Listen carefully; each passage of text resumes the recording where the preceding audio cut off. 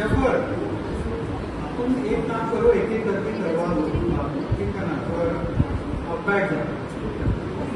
देखिए, क्वेश्चन इसकी जब भी सबसे पहले इसके संदर्भ में हम समझने की कोशिश करते हैं कि ये हमारे अधिगम प्रक्रिया में किस तरह से सहायक है और इसकी उपयोगिता क्या है।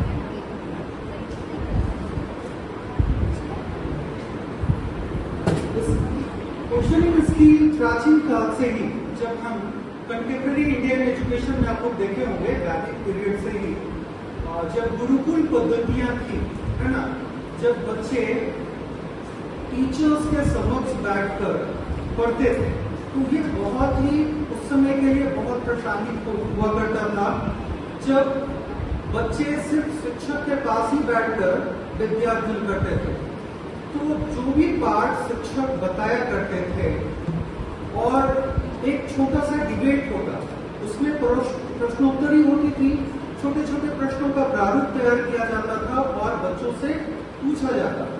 किसी भी पाठ को पूर्ण रूपेण संपादित करने के लिए और बच्चों को उस टॉपिक से रिलेटेड टॉपिक को और भी इंटरेस्टेड बनाने के लिए प्रश्नोत्तरी विधि का भी प्रयोग वैदिक काल से ही होता आ रहा है।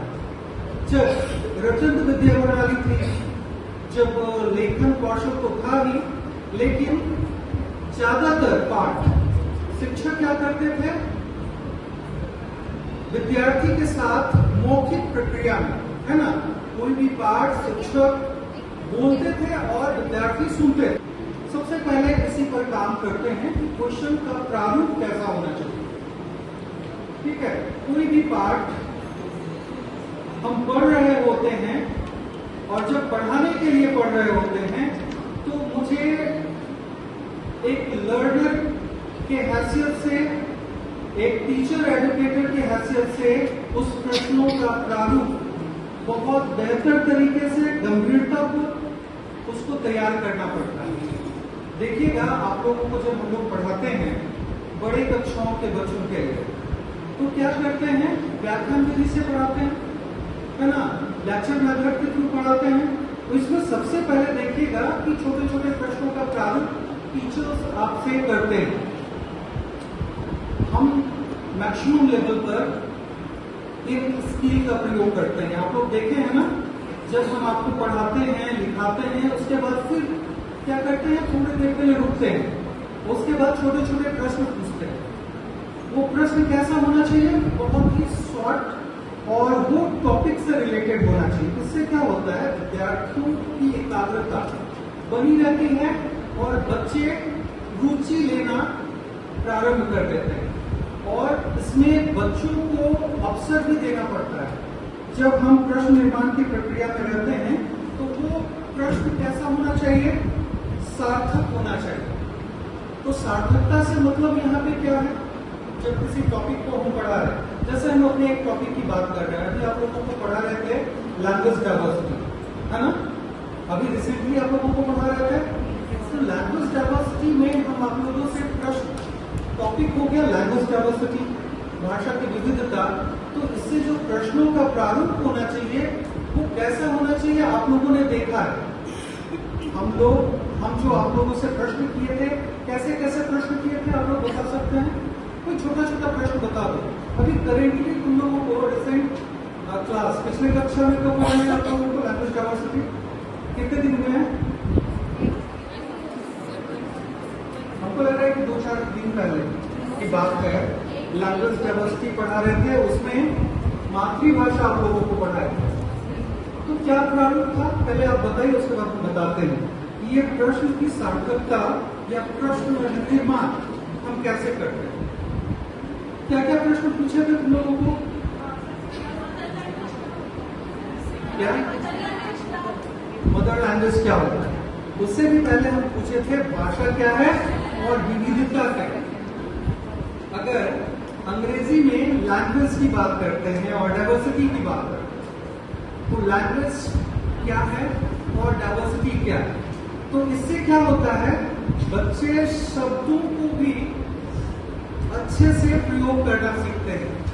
जब शब्दों का मतलब हमें पता होता है तो उसकी व्याख्या भी हम कर सकते हैं।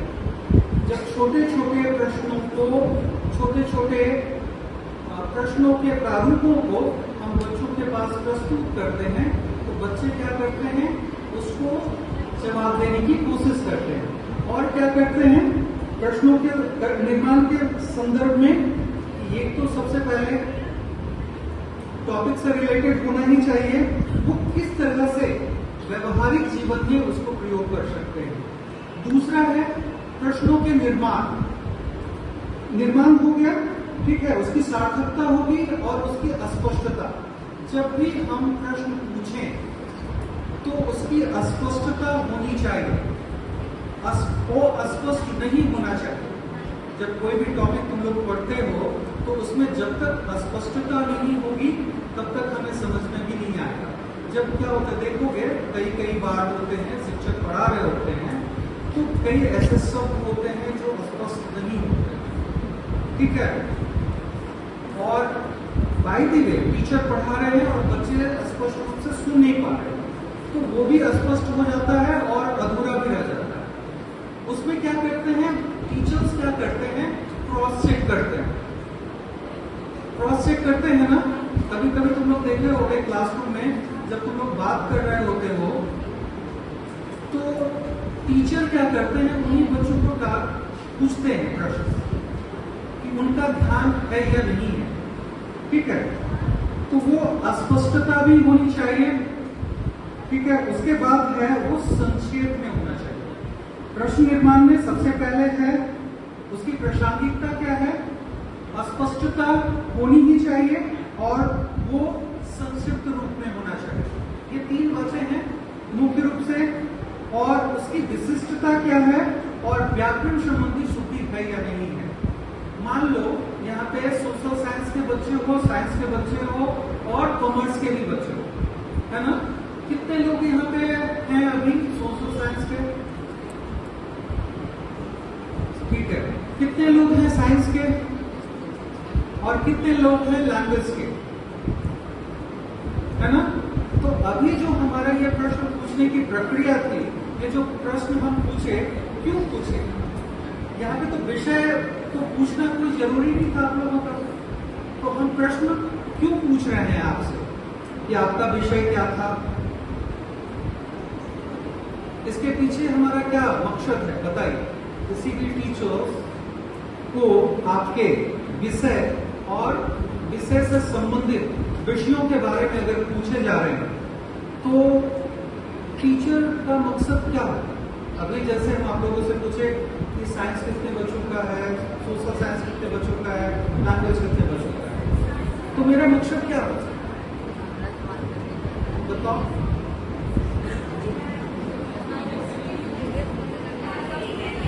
हाँ, अरे खड़े होके बोलो, खड़े होके थोड़ा बोलो। और दूसरा क्या है,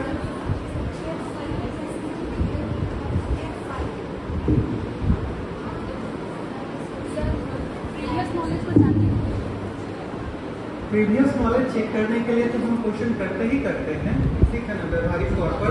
लेकिन हमारा पूरा प्रश्न पूछने का प्रायोजन बस इतना ही था कि